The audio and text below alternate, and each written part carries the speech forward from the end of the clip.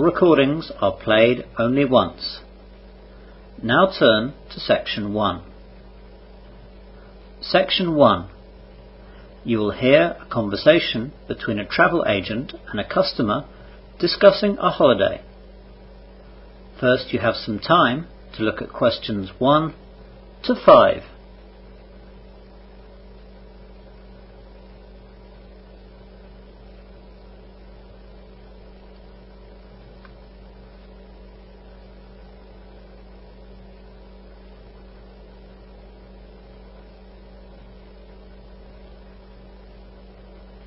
You will see that there is an example. This time only, the conversation relating to this will be played first. Good morning, sir. Can I help you? Yes, I'm thinking of going away on holiday, but I'm not sure where to go. Well, sir, we have a range of destinations that we offer. Are you going alone, sir, or with a friend? With my family, actually. So how many people is that, sir? My wife and I, and my young son and daughter. So 4. So, 4 is the correct answer. Now we begin. You should answer the questions as you listen, as the recording is not played twice. Listen carefully to the conversation and answer questions 1 to 5. Good morning, sir. Can I help you? Yes, I'm thinking of going away on holiday, but I'm not sure where to go. Well, sir, we have a range of destinations that we offer. Are you going alone, sir, or with a friend? With my family, actually. So how many people is that, sir? My wife and I, and my young son and daughter. So 4. Fine. Now, with a young family, can I assume that you'd like to go somewhere warm? Oh yes, a beach holiday. That's what we're looking for. Right.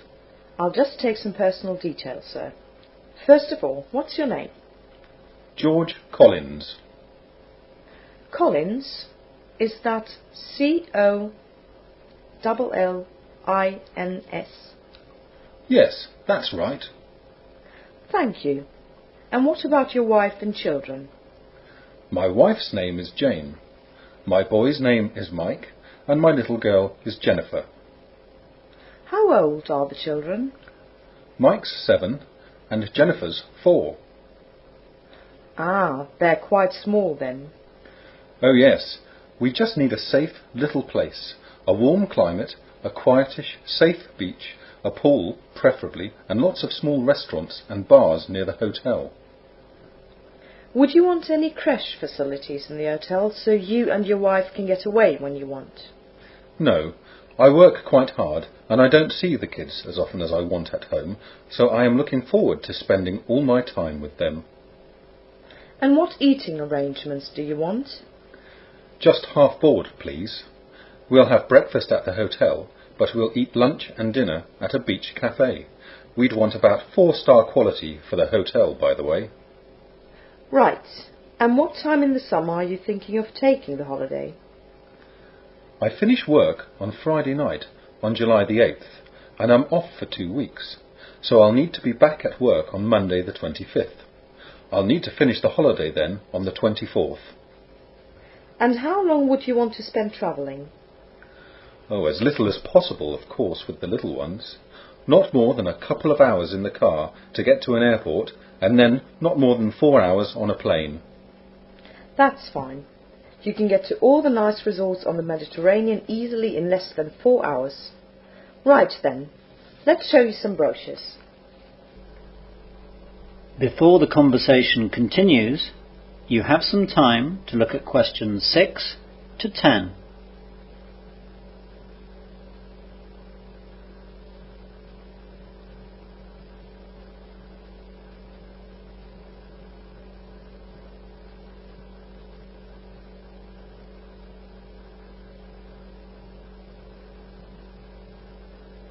Now listen carefully and answer questions 6 to 10. As I said, sir, most Mediterranean destinations are easily within your preferred flight time. You can choose really between Spain, France, Italy, the old Yugoslavia, Greece or Turkey, as well as the Mediterranean islands. Wow, what a great choice! What are the different costs involved? With you wanting a 4-star hotel and pool, some countries will be definitely cheaper than others. Price-wise, Italy and France will be at the top end.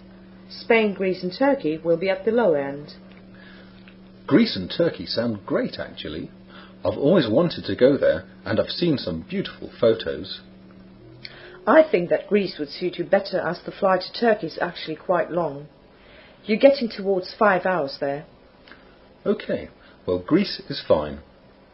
Of course, with Greece you have the choice between the islands and the mainland.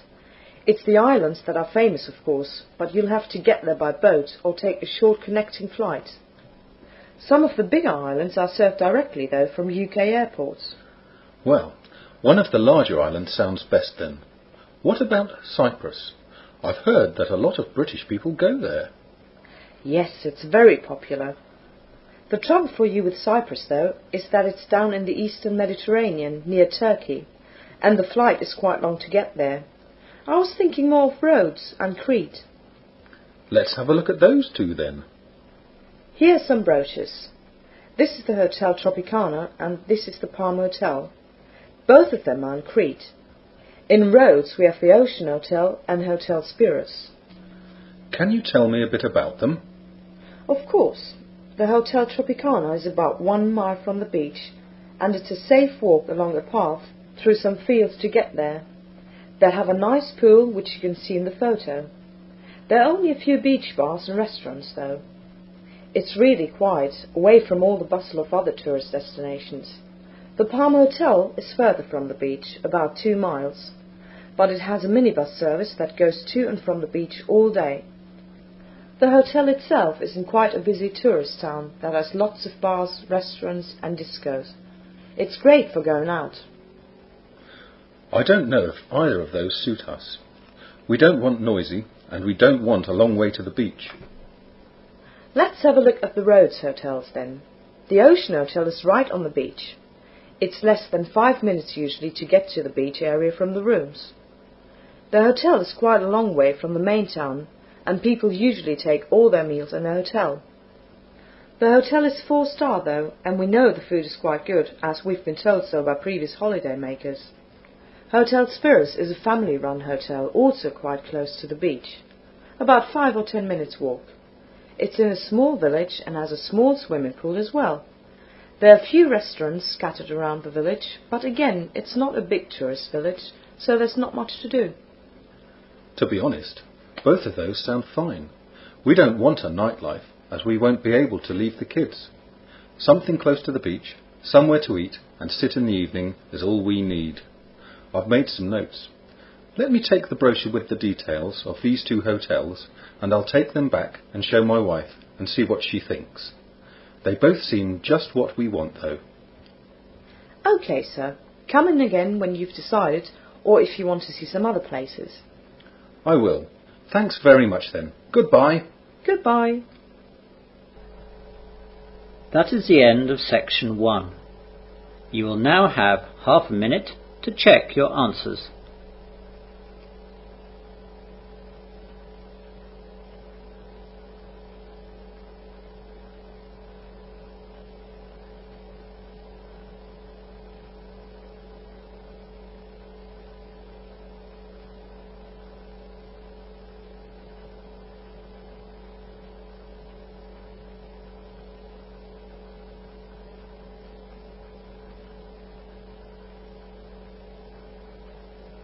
Now turn to section 2. Section 2. You will hear a man giving an orientation talk to new holiday makers at the Solaris Hotel and Holiday Village. First you have some time to look at questions 11 to 15.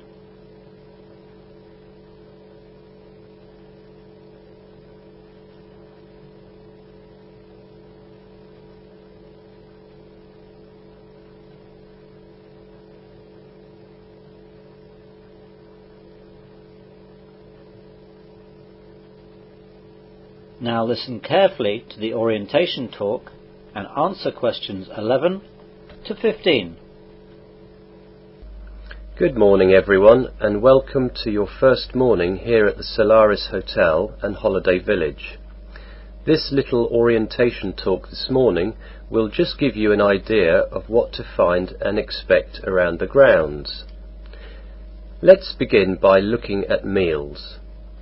We have 3 different restaurants and you are at liberty to eat at any of them.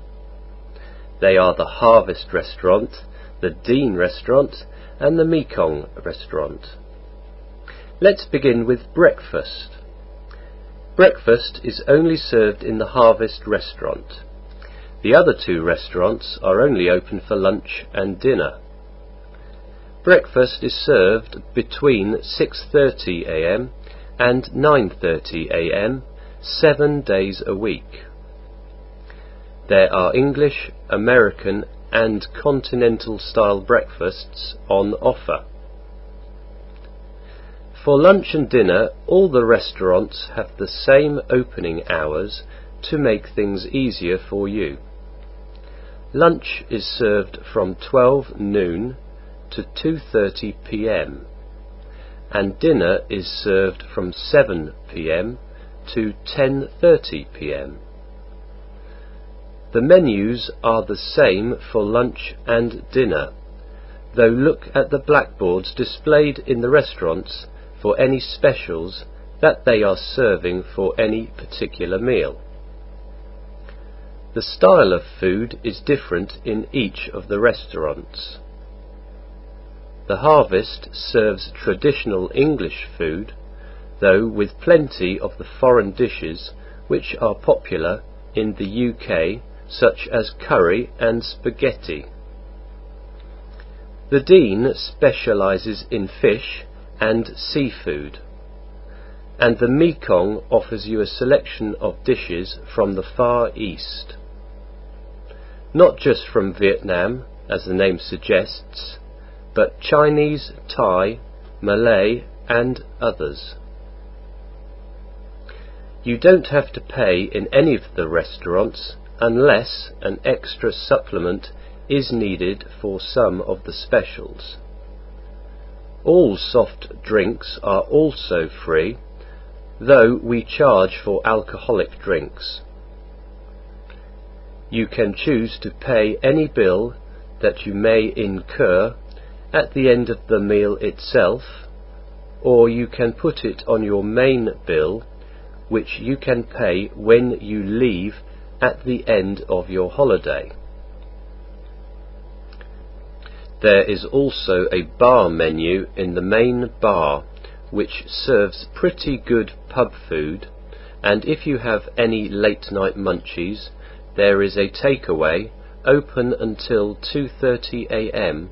which sells fast food. Good for those of you who are returning in the early hours from a disco or club.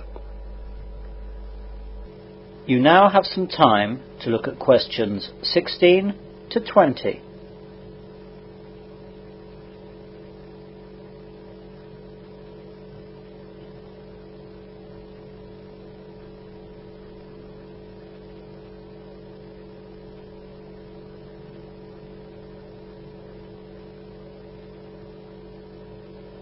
Now listen to the rest of the orientation talk and answer questions 16 to 20.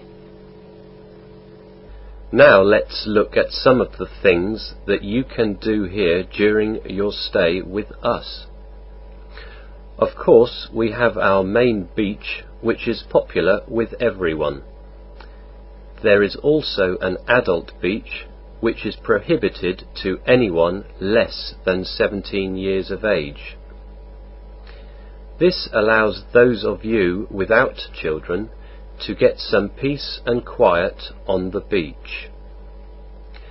The main beach has 2 lifeguards on duty from 9 a.m. to 6 p.m. The adult beach has no lifeguards. If you don't like sand and salt, we have a decked area in front of the Harvest Restaurant with our 25-metre swimming pool. You can lie here on a sun lounger and swim in the pool with no sand to bother you. There are steps from the pool area to the beach, so you can go between the two, but if you're coming up from the beach, please walk through the foot pool so that the sand gets washed off and doesn't lie around the pool area. There are also fresh water showers available on the beach and in the pool area. As for sports, we have 8 tennis courts and 3 squash courts, which can be booked at any time. There is a fully equipped gym with staff on duty to help you. No one under 18 years of age may use the gym though. We also have 6 full-sized snooker tables and 5 pool tables in the games room adjoining the bar. There is no charge for use of any of these facilities, though there is a small charge if you need to hire any sports gear. Again, you can pay immediately or put the charges on your main bill. There are also water skiing and jet skis available, but there are charges for these. Go to the water sports office for details. All the water sports, such as snorkeling, inflatables and pedalos, are free. Ask for all details again at the water sports office. There is a library in the hotel which supplies books, magazines and newspapers. It has certain terms and conditions of use which you would be able to find on the notice board in the library. We also have 2 cinemas which show 3 different films every day. The showings are in the afternoons at 2 p.m, the early evening at 5:30 p.m, and at night at 8:30 p.m. The afternoon and early evening showings always have a film for kids. Children under the age of 16 are not permitted to attend the 8:30 presentations. Well, that's all for now. Are there any questions? That is the end of section 2. You will now have half a minute to check your answers.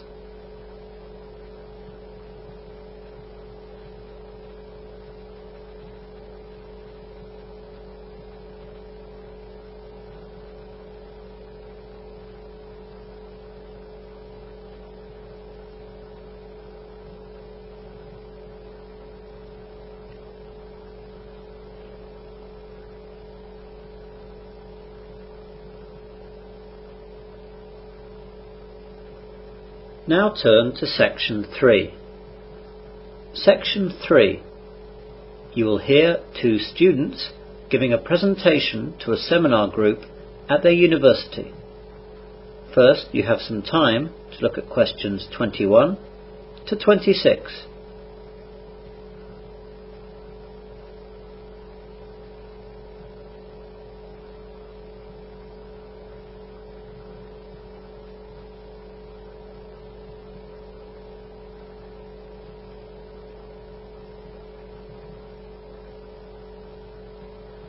Now listen carefully and answer questions 21 to 26.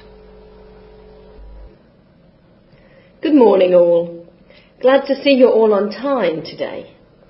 This morning we're going to hear Jamie and Rebecca give their presentation on some aspect of demographics. They've talked to me about it a bit while researching it, but I don't want to give the game away, so I'll hand straight over to them. Hi everyone.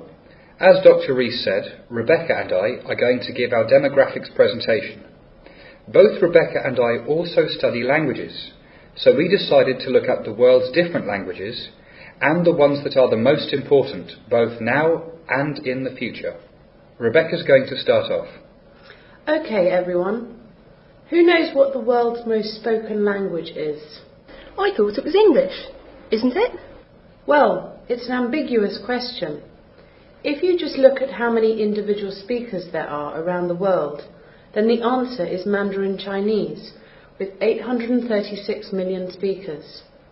English was second until a few years ago, but it has since been overtaken by Hindi, with 333 million speakers, and Spanish, with 332 million speakers. Now English is after Spanish, with 322 million speakers. Oh yes, South America. I didn't think of that. Yes, it's easy to forget. You can look at Rebecca's question, though, in a different way if you look at the number of countries that use English. English is a massive 115, ahead of French, Arabic and Spanish, with 35, 24 and 20 countries respectively. English has different statuses around the world. Core countries are where English has a full official status, like England, the US and Australia. In outer core countries, English has some official status, as in India, and then there are fringe countries, such as Japan and the UAE, where it's used a lot in business and tourism. A more important list is the world's most influential languages. This was compiled by weighing 6 factors, which were the number of primary speakers, the number of secondary speakers, the number and population of the countries where the languages are used, the number of major fields using the language internationally, the economic power of countries using the languages, and socio-literary prestige. And the list shows the following in order of the most influential: English, French, Spanish, Russian, Arabic, Chinese, German, Japanese, Portuguese and Hindi. You now have some time to look at questions 27 to 30.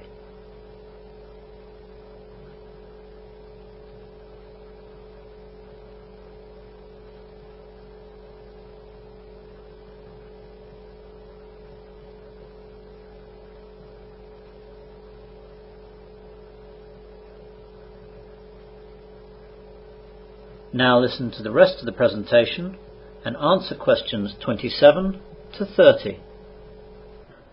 How up to date are these figures? Fairly.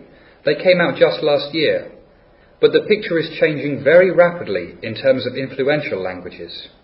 There are certain large countries which are about to emerge on the world stage, and their economies are starting to influence the world balance of power. The largest countries that for various reasons are beginning to shift world economic power are China, Russia, India and Brazil. The sizes of the populations, along with the cheap labour and raw material prices which are available in these countries, are causing this shift. As a result, every year the demand for people knowing the languages of these countries is growing enormously. In addition, the demand for teachers and English language training is also enormously increasing. Western teachers are going to the countries and their nationals are coming over here. As well as business, the education sector is getting a huge boost from the opening up of these economies. So, will China be the major powerhouse, as everyone says? Definitely, but maybe not the biggest. Many experts predict that India's population will soon surpass China's. Bangladesh's population could too. It all points to world economic power being held in Asia, though. English will probably remain important, though. Chinese is difficult to learn, and English also has some official status in India. English is easy to learn and has the advantage, for better or worse, of being the language that everyone wants to learn. That won't change in a hurry. How many people learn English then? The number of spoken languages nowadays is estimated between 2,500 and 7,000. Out of all these languages, the numbers of those actually studied by non-native speakers is tiny. There are no official records of numbers studying English worldwide, but today you can safely say that there are not many countries with a structured program of education where English is not taught. It will take a long time for this habit to be broken. At the moment it's getting stronger. That is the end of section 3. You will now have half a minute to check your answers.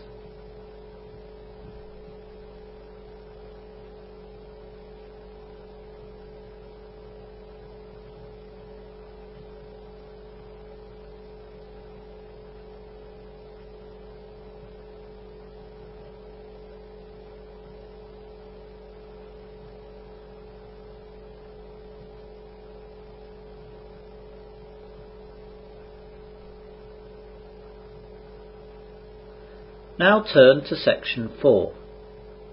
Section 4.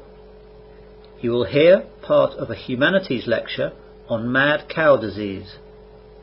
First, you have some time to look at questions 31 to 35.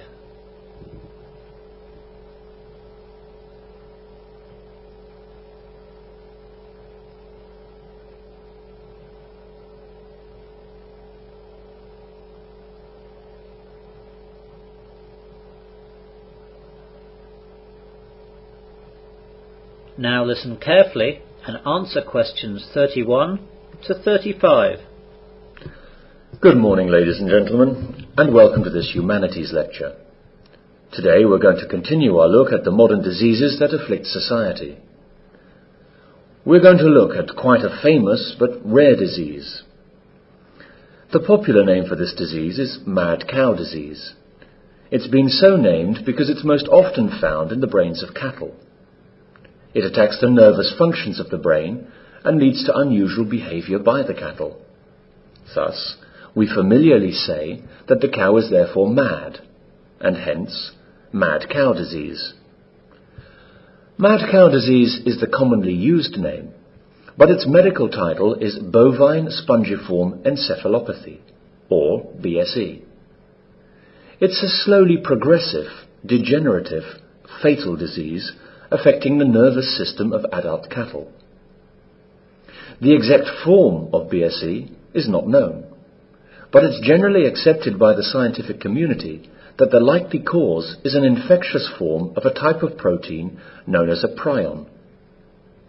This protein develops abnormalities and apparently seems to encourage other proteins to become similarly misshapen, affecting their ability to function. In cattle with BSE, these abnormal prions initially occur in the small intestines, tonsils, and central nervous tissues.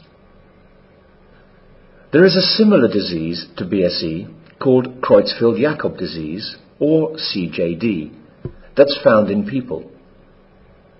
A variant form of CJD is believed to be caused by eating contaminated beef products from BSE-affected cattle. The abnormal prions in infected cattle products are consumed by humans as they are resistant to common food disinfection treatments such as heat. The disorder is rare, occurring in about 1 out of 1 million people.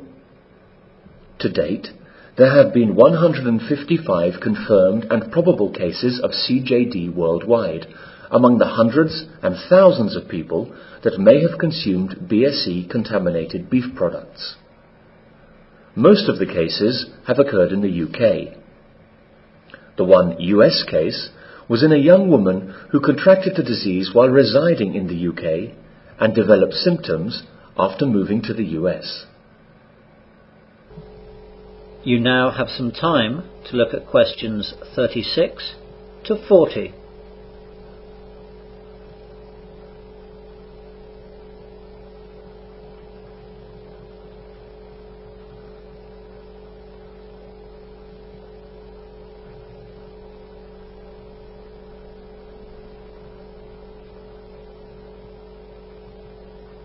Now listen to the rest of the lecture and answer questions 36 to 40. CJD is a disorder involving rapid decrease of mental function and movement. As with BSE in cattle, these abnormalities are believed to be caused by damage done to the brain by prions, though it has been proved that in rare cases it can be genetically inherited. CJD tends to affect younger people, beginning between the ages of 20 and 70, with average age at onset of symptoms in the late 50s. Early symptoms include personality changes and difficulty with coordination. Once symptoms appear, the disorder progresses rapidly and may be confused with other types of dementia, such as Alzheimer's disease.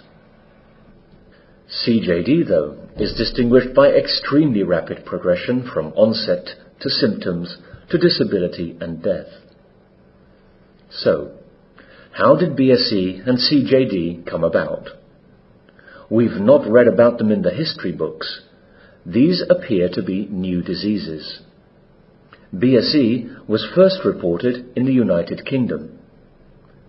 The exact origins of BSE remain uncertain, but it is thought that cattle initially may have become infected when given feed contaminated with scrapie-infected sheep meat and bone meal.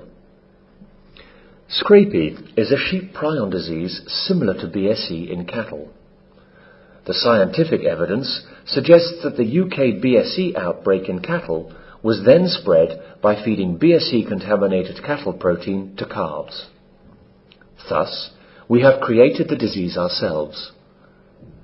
Cattle naturally are grazers, feeding on grass. We have given cattle feed derived from sheep, an unnatural food for cattle.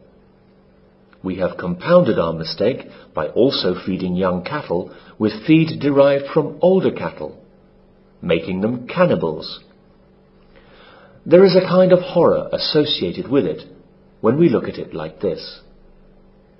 There is also a kind of poetic justice that the disease is passed down to us as we consume the animals that we have infected. Moving on now. Are there any questions with what I've said so far? That is the end of section 4. You will now have half a minute to check your answers.